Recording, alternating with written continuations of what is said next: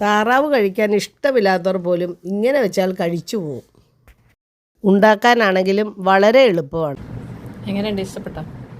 വൃത്തിയായി കഴുകിയ താറാവിൽ ഉപ്പും മഞ്ഞൾപ്പൊടി വിനാഗിരി ചേർത്ത് അരമണിക്കൂർ വെക്കുക. ഒരു താറാവിന് 10 പച്ചമുളകാണ് ഇതിൻ്റെ കണക്ക്.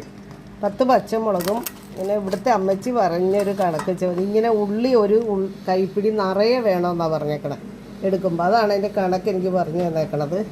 അപ്പോൾ അതിങ്ങനെ എടുത്ത് വെച്ചിരിക്കുന്നതാണ്. ഒരു കഷ്ണം ഇഞ്ചി, ഒരു തുടം വെളുത്തുള്ളി. ഇനി ഇതിലേക്ക് ഒരു ചെറിയ സ്പൂണ് മഞ്ഞൾപ്പൊടി. ഇത് ഞാൻ പെരിഞ്ജീരകപ്പൊടിയാണ് ചേർക്കുന്നത്. 2 സ്പൂൺ പെരിഞ്ജീരകപ്പൊടി ഇതിനുള്ള ഇട്ടിട്ടുണ്ട്. 2 സ്പൂൺ കുരുമുളക് പൊടിയും കൂടെ ചേർക്കുകയാണ്. ഇതും കൂടെ ചേർത്ത് മിക്സിയിലിട്ട് ഞാനൊന്ന് അരച്ചുകൊണ്ടും വരാവേ. ഞാൻ ചേർത്ത് വെച്ച ആ താറാവിലോട്ട് ഇപ്പം നമ്മൾ അരച്ച അരപ്പ് ഞാൻ ചേർക്കുകയാണേ.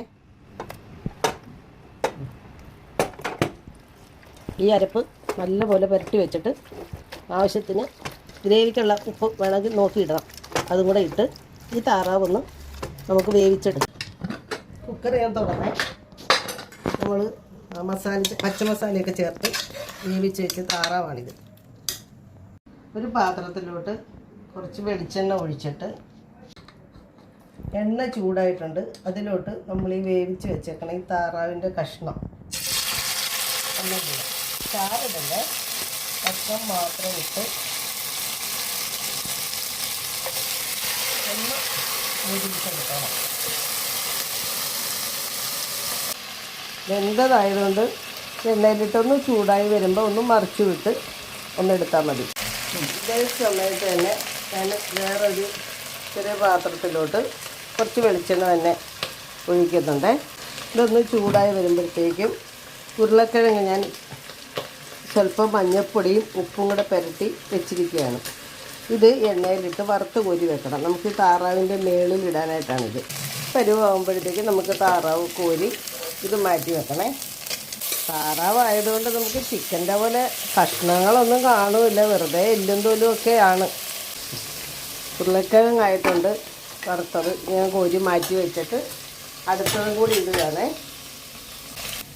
താറാവ് മുഴുവൻ ഞാൻ വറുത്ത് കോരി വെച്ചിട്ടുണ്ട്. ഇനി ഈ ചട്ടിയിലോട്ട് തന്നെ ഈ അരപ്പ് ഇതിലോട്ട് ഒഴിച്ച് നല്ലപോലെ ഒന്ന് തിളപ്പിച്ച് കുറുകിയെടുക്കണം.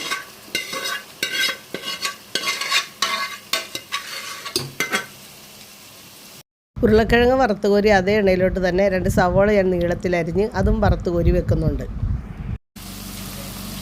തേങ്ങാപ്പാലിൽ 2ാം പാൽ എടുത്തിട്ട് കുക്കറിൻ്റെ അകത്തോട്ടൊന്ന് ഒഴിച്ച് ആ ഗ്രേവിയായിട്ട് അതും കൂടെ ഒന്ന് ഒഴിക്കുന്നുണ്ട് ഇതിൻ്റെ അകത്തെ. അത്രയും നമ്മുടെ അരപ്പുകളൊക്കെ കംപ്ലീറ്റ് ഇല്ലാത്തോട്ട് പോരുമല്ല. ഇത് നല്ലപോലെ ഒന്ന് തിളയ്ക്കണം.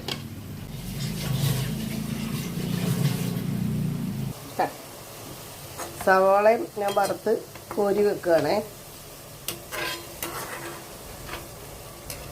ഒരുവിധം വറ്റി വന്നിട്ടുണ്ട്. അതിലേക്ക് നമ്മൾ വറുത്ത് വെച്ച താറാവ് ചേർക്കുകയാണേ. ഈ കറി വെക്കാൻ എന്നെ ഓർമ്മിപ്പിച്ചത് എൻ്റെ അമ്മായിയുടെ മോൾ ജാൻസിയാണ്. അതുപോലെ ഈ താറാവ് വൃത്തിയാക്കി ഇച്ചിരി ബുദ്ധിമുട്ടാണ്. എനിക്കിത് മേടിച്ച് വൃത്തിയാക്കിയൊക്കെ തന്നത് എൻ്റെ കൂട്ടുകാരുടെ അനിയത്തി സുമയാണ്. ഒരു തലപ്പാൽ ഒഴിക്കുകയാണ്. ലാസ്റ്റ് നല്ല കുറുകിയ പാലാണേ.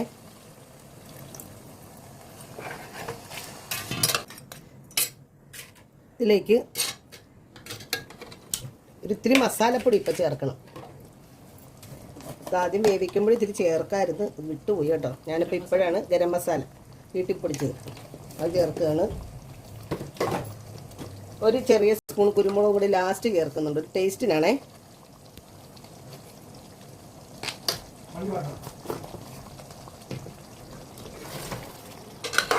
ഇതിലേക്ക് നമ്മുടെ വറുത്ത് വെച്ച സവാള,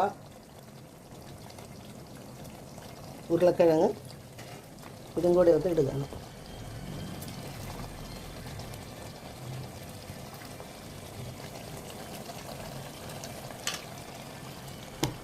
ഒരു ഭംഗിക്കും നല്ല മണത്തിനും വേണ്ടി ഇച്ചിരി വേപ്പിലയും കൂടെ വറുത്ത് കോരിയത് ഇതിൻ്റെ മുകളിൽ ഇടുകയാണേ. ഇത്രയേ ഉള്ളൂ, നമ്മുടെ താറാവ് കറി റെഡി ആയിട്ടുണ്ട്. ഇനിയും താറാവ് കിട്ടുമ്പോൾ നിങ്ങളും ഇങ്ങനെയൊന്ന് ഉണ്ടാക്കി നോക്കൂ, തീർച്ചയായും നിങ്ങൾക്കിത് ഇഷ്ടപ്പെടും. അത് ശരിയായപ്പോൾ എൻ്റെ അനിയത്തിയുടെ മോനും കൂട്ടുകാരനും ഒന്ന് വന്ന് അവർക്കാണ് ഞാനിത് ആദ്യം കൊടുക്കുന്നത്. നമ്മുടെ വീട്ടിലും ഇങ്ങനെ വിരുന്നുകാരൊക്കെ ഒന്ന് വരുമ്പം നിങ്ങൾ ഇതുപോലെ ഒന്ന് ഉണ്ടാക്കി നോക്കണം. എൻ്റെ ഈ വീഡിയോ ഇഷ്ടമായെങ്കിൽ നിങ്ങളെല്ലാവരും ഒന്ന് ലൈക്കും സബ്സ്ക്രൈബും കമൻറ്റും ചെയ്യണേ.